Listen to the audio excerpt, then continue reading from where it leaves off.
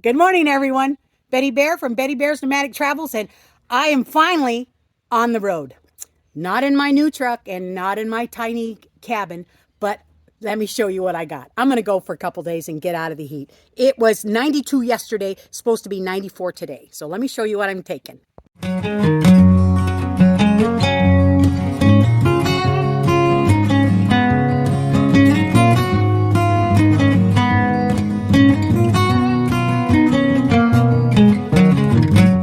There she is, my trusty cargo trailer. I love her so much. I'm taking her along with my little old Ford F-150, and we are taking off to, and I think if I can get in, we're gonna go to Burney Falls. Never been there before, but I did some research and it looks like an absolute fabulous spot. It's about a 2-mile hike, I think. What I read, 2-mile hike to the falls. Again, I've never been there before, so I'm going to give it a try. I didn't make reservations because I can't figure out this California state registration reservation thing. So I'm going to punt. It's Monday.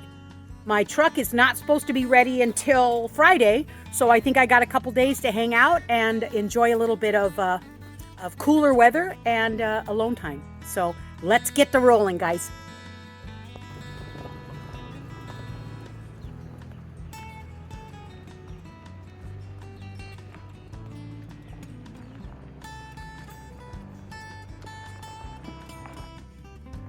Well, I made it to the campground last night, and am not disappointed. It is absolutely gorgeous. My little campsite. There's my little tiny house. He's just a happy little camper. Came up the mountain without a problem at all. It's a sad thing that I have to sell the tiny cabin. It really is a sad thing. A lot of work that I put into it, and it's not finished. You know, like I said in the last video, it's a 95% finished, and it's a sad thing. But you know, it's all good. Excuse my voice. I'm got a little bit of a raspy little voice this morning, but anyway, makes me sad. But that being said and done, I love my cargo trailer. I love my cargo trailer. It's, you know, when I think with the truck being fixed, I think, well, obviously it's not going to have any trouble pulling my tiny house. So it's a kind of bittersweet, but I have to pay for that. I have to pay for the truck, and that's really the bottom line. Is I have to pay for that truck, and I couldn't not fix it. It had to be done, so it's going to be done. So move on. That's what everyone says. My family says, come on, you know, grandma, mom, move on. Great grandma, move on. So that's what I'm doing. It's a bit sad, but you know, it is what it is. There is this place is called MacArthur Burney Falls State Park. It's in Burney, California, up in the mountains. It's a 3,000 elevation, so it's not, by all means, it's not way up in the mountains, snow-wise and that kind of thing. But it is very beautiful. So we're going to take a walk down to the falls this afternoon and show you. I haven't seen it yet myself. I was going to go last night when I got here, but it was late. I was tired, and like I said, I'm not feeling all that great. So I just kind of stood around, sat around the campfire, and I picked up my book that I had started reading a while back and was finishing that. But before the video's over, I do want to talk about a few things that after building my my tiny cabin, and of course after doing my cargo trailer, there's a few things that I want to relay to you on things to do and things not to do, things to be aware of.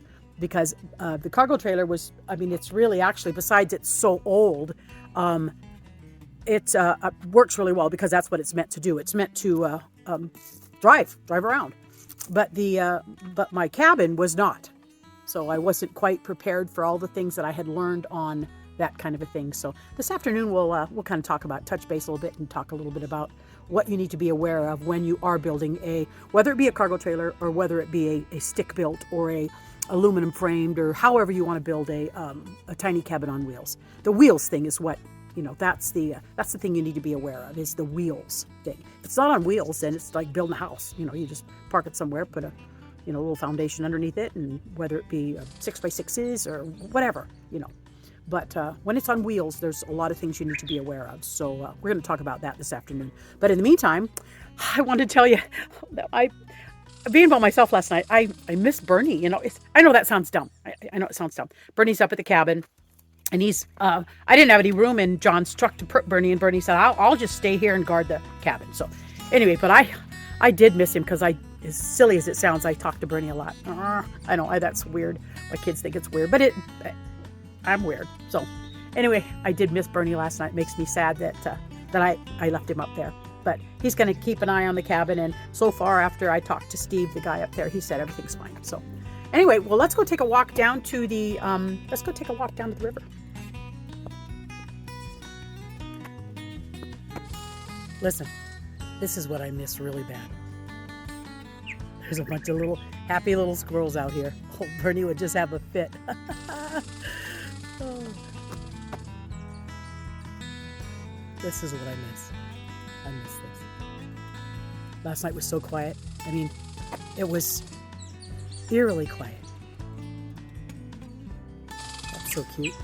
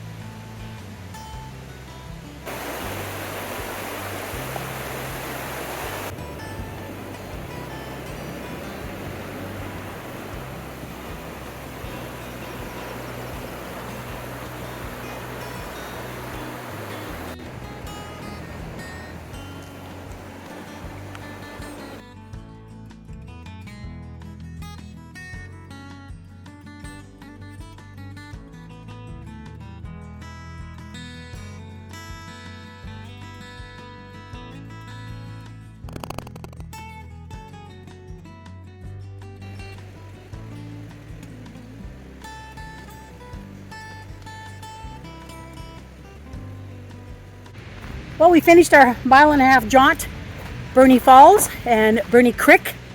And I was talking to a ranger, and he said about 1.5 miles down, it turns into the Pitt River. So what a view. I needed this so bad. I just feel absolutely refreshed. I have to go home tomorrow, and I don't want to. Oh, if I wasn't feeling kind of crappy, then I might even think about staying. But you know, my truck's going to be done on Friday, so let's go back to camp. I'm going to make me a little snack of some kind of a little snack, and we're going to burn some steaks tonight. Or burn a snake. Not burn a snake. We're going to burn a steak. Only one, because Bernie's not here. I'll catch you in a few minutes.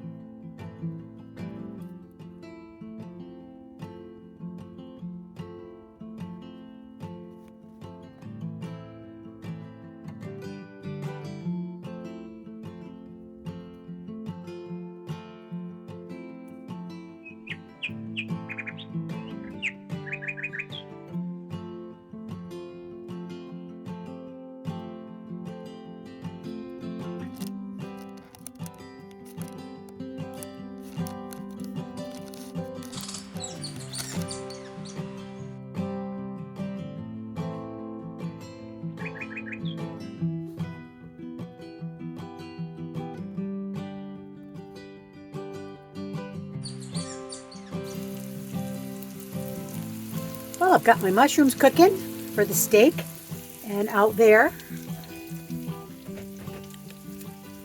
open up there.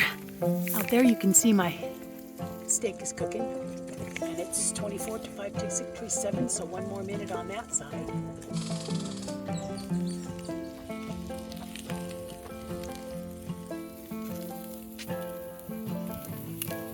Well, guys, what do you think? It looks like my steak's done.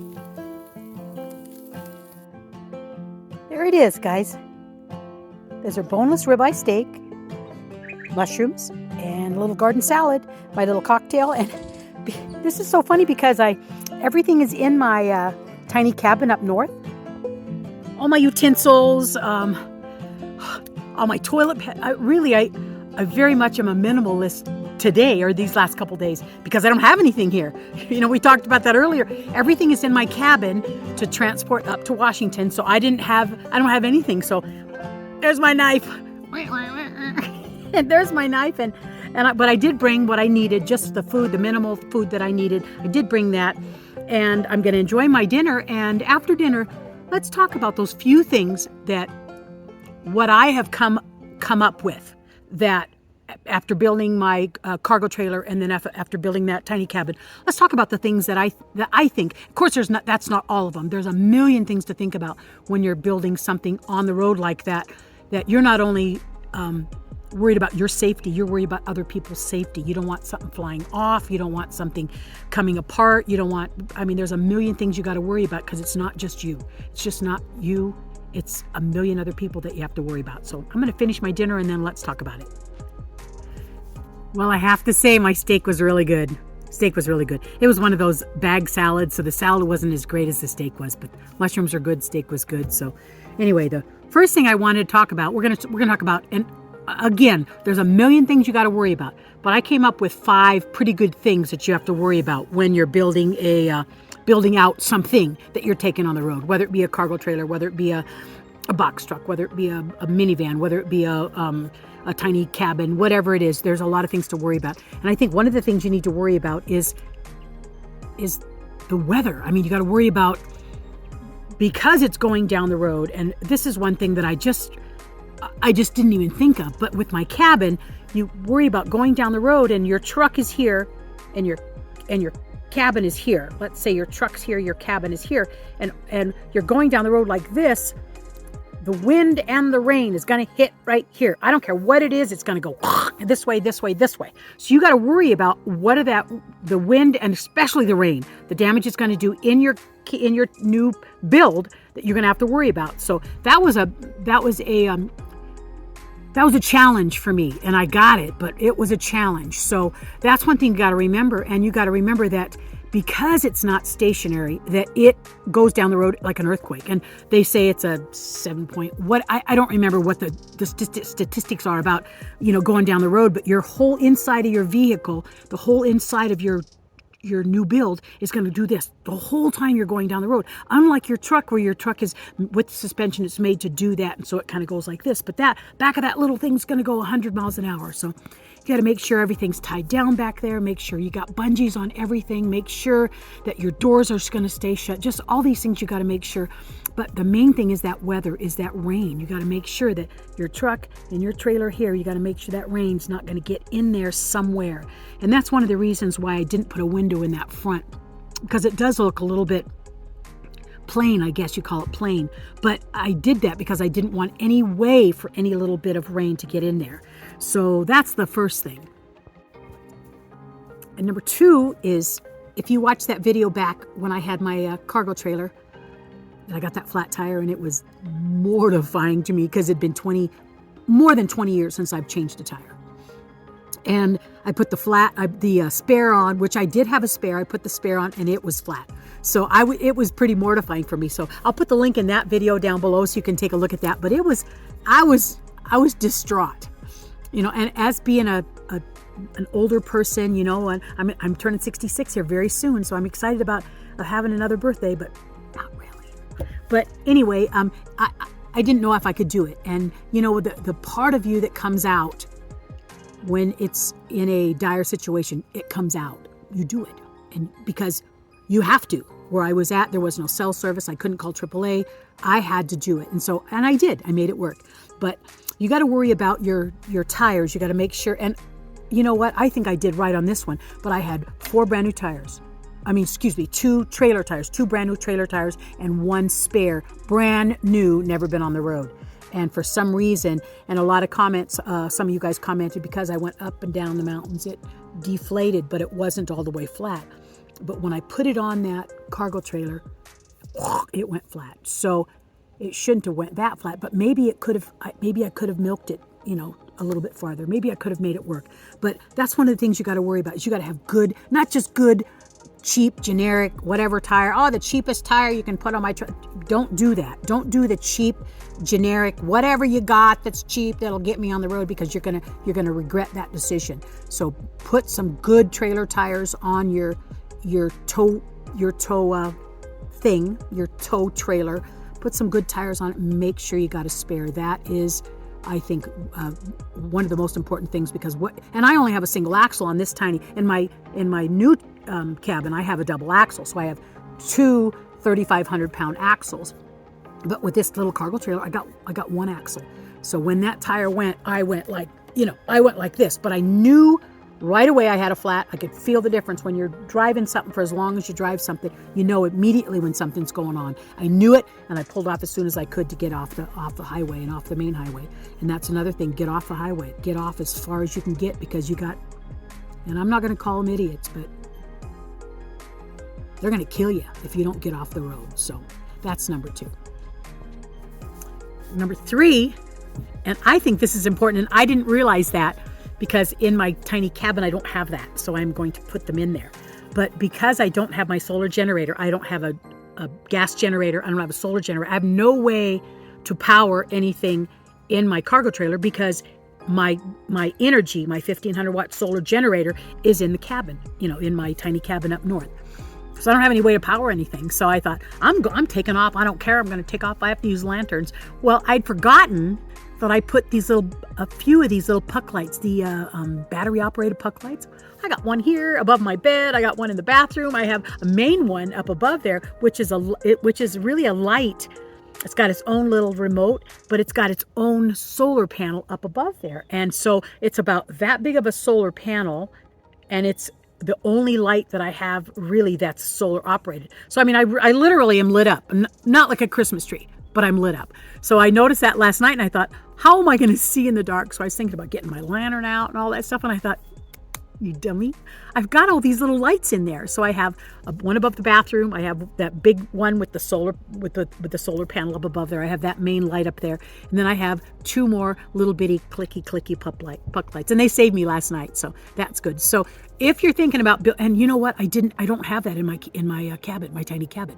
I'm going to be putting them in, because if something happens to your solar system, you got 3 or 4 days of nasty rain, you don't got enough power to run things. You know what? At least you can have a little bit of light to see. If nothing else, with those little pucky lights, you can have a little bit of light to see. And that's pretty important when you're stuck somewhere and it rain and there's no solar and you got no sun and you're sitting in the dark going, oh my God, I hate this. Well, you know what? I didn't last night. I was as comfortable as a bug in a rug. So that's the third thing. And I'm really tickled that I got those in my cargo trailer, and I am going to put them in the cabin.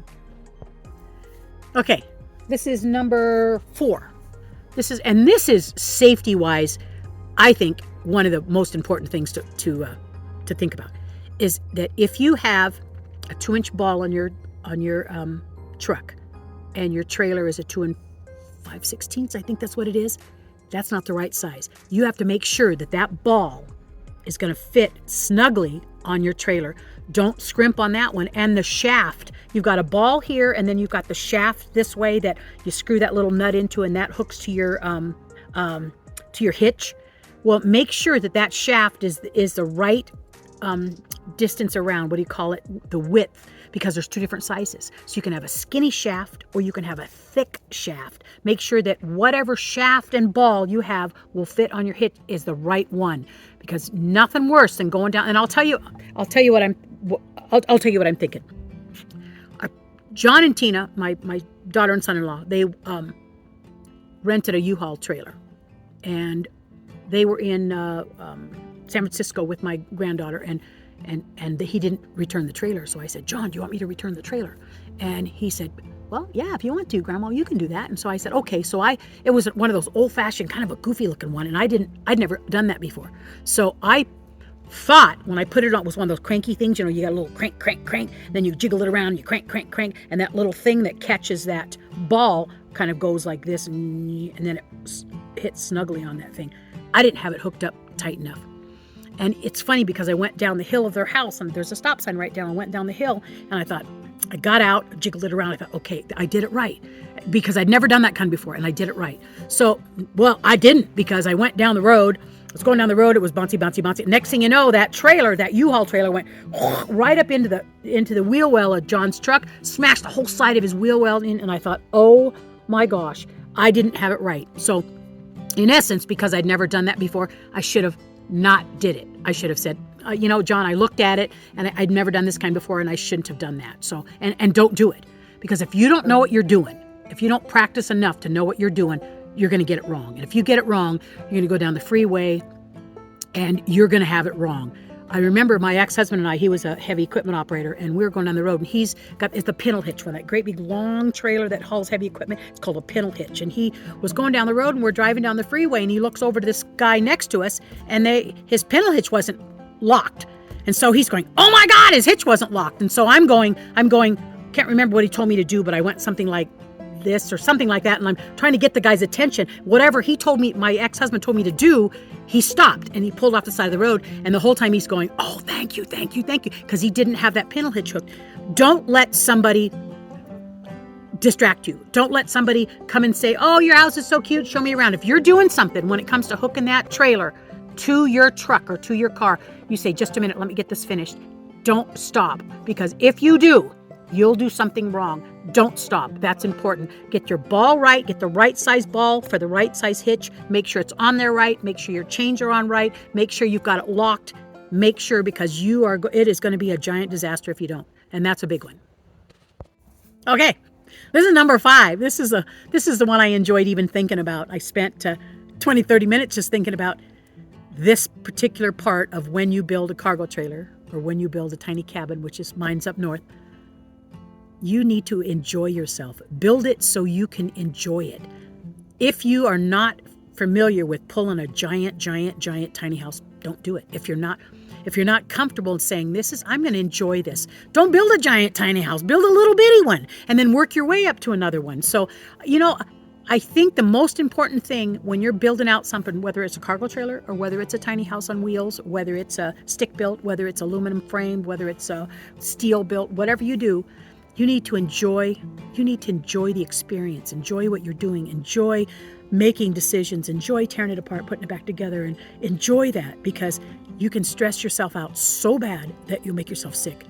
And the bottom line to doing this is what? Enjoy yourself. Enjoy yourself. Enjoy being around nature. I spent from the 5th of February till when I pulled my tiny cabin up north and my truck broke down. That whole time I'm working, get up in the morning, work, do my business, work. I was like miserable, stressing out. I was on a time frame though, so I needed to have it done by a certain period of time so I could get up north to where the weather was cooler, because I knew it was going to get hot. But now that it's close to being done, it's not all the way done. The whole ceiling is not done. You know what? When I get to Washington, if my truck is quote unquote, good to go, I'm just going to take my time. I'm going to do it when I want to do it. I'm going to take my time, and my grandkids and I and my daughter and I, we're going to enjoy a little bit of spring/early summer in Washington State. So main thing, bottom line, is enjoy yourself. Get something, build something that is going to ease your mind, not stress your mind out, because it'll make you sick. So anyway, that's it. Those are the things I wanted to talk about. Okay. This is going to be the end of this video. I'm leaving first thing in the morning. I'm going back to North Central California to my daughter's house. I'm going to wait till Friday, or I'm going to wait till I get that phone call on my truck. But in the meantime, at the rear end of this video, remember I told you my granddaughter Tricia and her husband, Dr. Brian, were going to climb Mount Shasta. Well, I didn't know Brian was going to do it. I knew Tricia was going to. Well, they did that last weekend.